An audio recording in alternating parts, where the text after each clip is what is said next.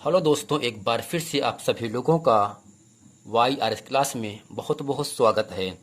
दोस्तों, हम पढ़ रहे हैं क्लास 10 विषय रसायन विज्ञान। रसायन विज्ञान में मैंने इसके पहले के वीडियो में जो आपका अध्याय दूसरा है अम्ल, क्षार एवं लवण, इस अध्याय 2 में जितने भी बहुविकल्पी के महत्वपूर्ण प्रश्न थे मैंने आपके लोगों के सामने अच्छे तरीके से बता दिया।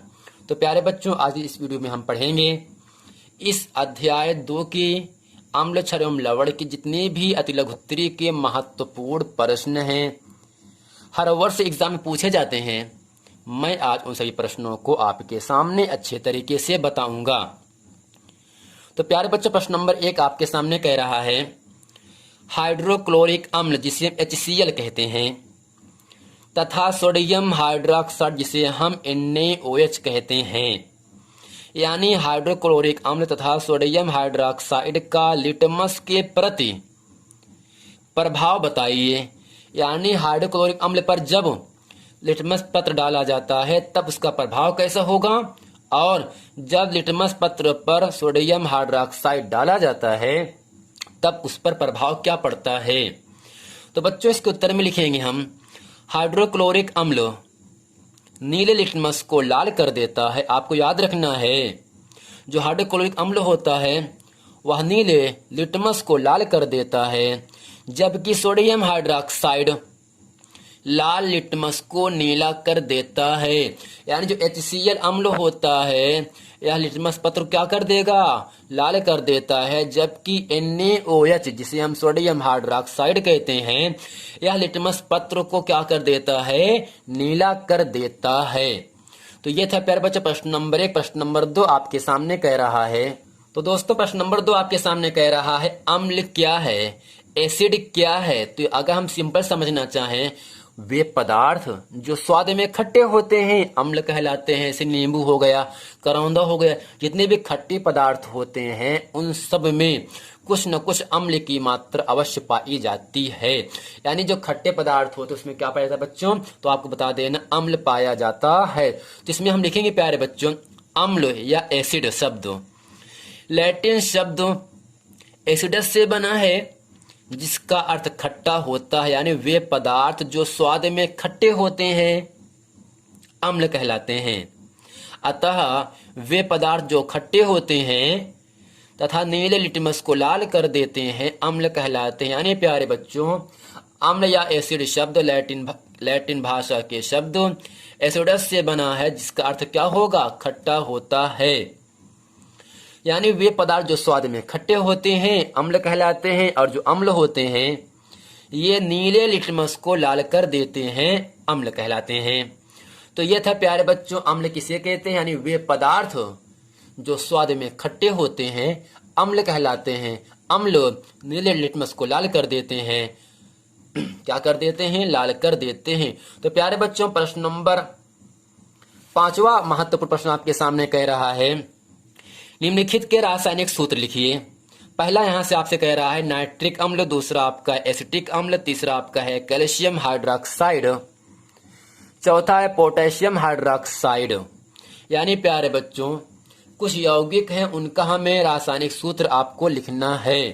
पहला क्या है, नाइट्रिक अम्ल, ये एक आपका परबल अम्ल होता है। यानी HNO3 को हम क्या कहते हैं, परबल अम्ल कहते हैं, जिसका रासायनिक नाम होता है नाइट्रिक अम्ल।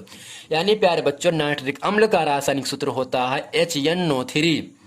इसके बाद आपका है एसिटिक अम्ल जो कि सिरके में उपयोग किया जाता है। एसिटिक अम्ल का रासायनिक सूत्र होता है CH3COOH। इसके बाद आपका है कैल्शियम हाइड्रोक्साइड जिसका सूत्र होता है CaOH का -2। चौथा आपके सामने है पोटेशियम हाइड्रोक्साइड जिसका सूत्र होगा KOH। ये था प्यारे बच्चों कुछ अम्ल और क्षार थे जिसका हमें रासायनिक सूत्र आपसे पूछ रहा था। नाइट्रिक अम्ल और एसिटिक अम्ल दो अम्ल हैं जिसका सूत्र होगा HNO3, और CH3COOH जिसका सूत्र होता है एसिटिक अम्ल हो गया। जबकि सिरके का उपयोग में हम एसिटिक अम्ल का उपयोग करते हैं। तो प्यारे बच्चों प्रश्न नंबर 6 महत्वपूर्ण आपके सामने कह रहा प्रश्न धातुओं से अम्ल किस प्रकार अभिक्रिया करते हैं। यानी धातु से जो अम्ल होते हैं कैसे क्रिया करता है। तो इसमें लिखेंगे हम बच्चों, धातुएं अम्लों से अभिक्रिया करके हाइड्रोजन विस्थापित कर देती हैं तथा अम्ल के शेष भाग से संयोजित होकर यानी मिल करके लवण बनाती हैं। यानी प्यारे बच्चों, अम्लों की क्रिया जब हम धातु से कराते हैं तब क्या बनता है, लवण बनता है, और लवण बनने के साथ साथ ही हाइड्रोजन गैस मुक्त होती है, बाहर निकलती है। यानी अम्लों की क्रिया धातु से कराने पर लवण तथा हाइड्रोजन गैस बनती है। यह था प्यारे बच्चों प्रश्न नंबर 6। प्रश्न नंबर 7 जो कि हर एग्जाम में प्रश्न पूछता है 1 नंबर के लिए। 7वां है, जिंक तथा सल्फ्यूरिक अम्ल के मध्य होने वाली अभिक्रिया की समीकरण लिखिए। यानी प्यारे बच्चों, जब जिंक क्रिया सल्फ्यूरिक अम्ल से कराया जाता है तब क्या क्या बनता है। तो प्यारे बच्चों, आपको ध्यान देना है, जिंक एक आपकी धातु होती है। जिंक क्या होगा, एक धातु होता है, जबकि H2SO4 एक आपका अम्ल होता है जिसे हम अम्लों का राजा कहते हैं।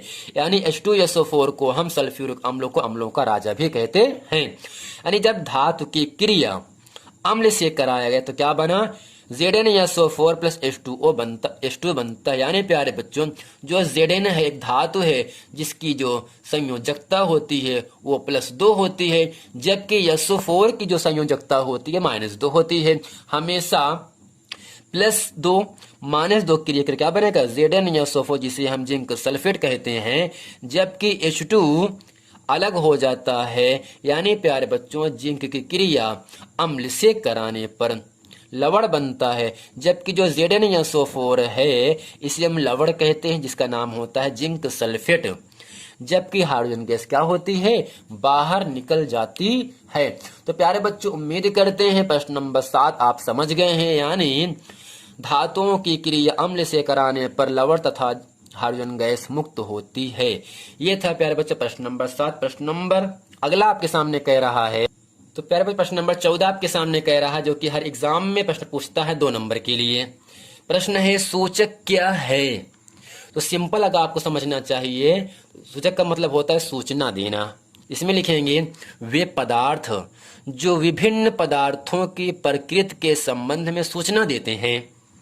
यानी वे पदार्थ जो विभिन्न अलग अलग पदार्थों की प्रकृति के हिसाब से क्या कर देते हैं, सूचना देते हैं, सूचक कहलाते हैं। सूचक अम्लीय तथा क्षारीय माध्यमों में विभिन्न रंग देते हैं। लिटमस, मेथिल ऑरेंज, फिनाप्थेलिन आदि कुछ सामान्यतया प्रयोग में आने वाले सूचक हैं। यानी प्यारे बच्चों, वे पदार्थ जो विभिन्न पदार्थों की प्रकृति के संबंध में सूचना दे देते हैं उसे क्या कहते हैं, सूचक कहते हैं। कुछ सूचक के नाम आपके सामने दिए जा रहे हैं। पहला आपका है लिटमस, दूसरा आपका है मेथिल ऑरेंज, तीसरा आपका है फिनाप्थेलिन आदि कुछ सामान्यतः प्रयोग में आने वाले सूचक होते हैं। प्रश्न नंबर 15 आपके सामने कह रहा है, प्रति अम्ल क्या है। इसमें बच्चों लिखेंगे हम अम्लता, जिसे कहते हैं एसिडिटी।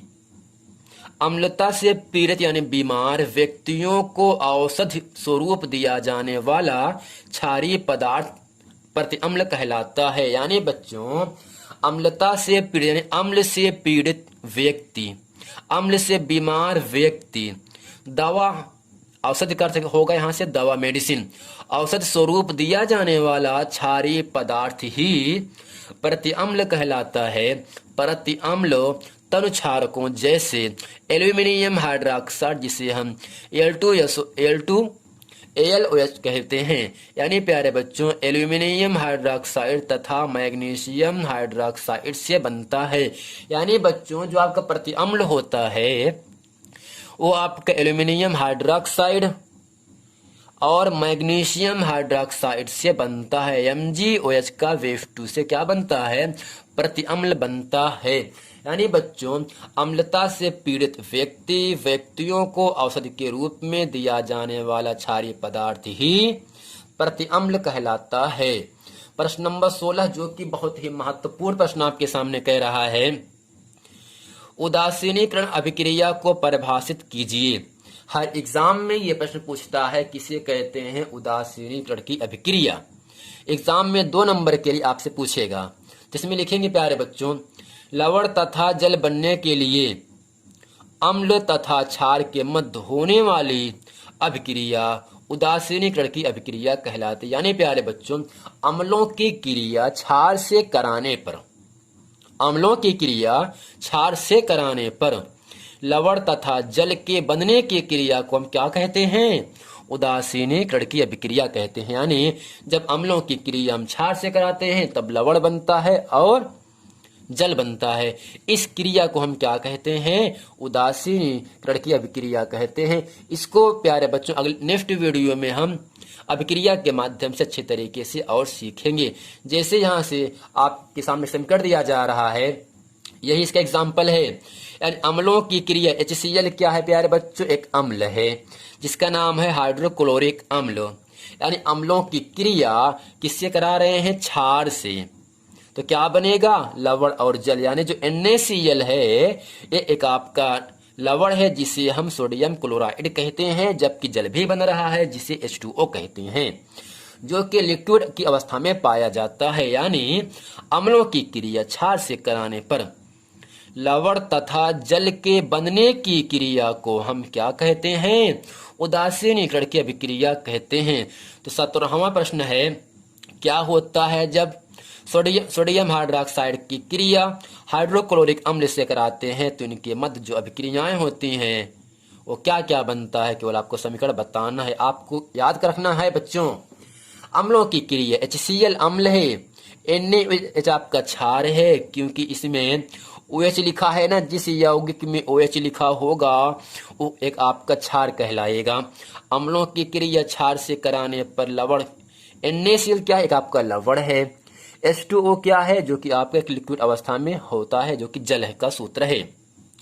अम्लों की क्रिया क्षार से कराने पर लवण तथा जल के बनने की क्रिया को हम क्या कहते हैं? उदासीनीकरण की अभिक्रिया कहते हैं। तो प्यारे बच्चों, उम्मीद करते हैं ये पूरा प्रश्न अच्छे तरीके से आपको समझ में आ गया होगा। यदि ये वीडियो आपको सभी वीडियो को लाइक करें, कमेंट करें, सब्सक्राइब करना ना भूलें, ताकि इसी तरह के आने वाला वीडियो आप लोगों तक आसानी से पहुंचता रहे। मिलते हैं प्यारे बच्चों इसकी अगली वीडियो में, तब तक के लिए थैंक यू।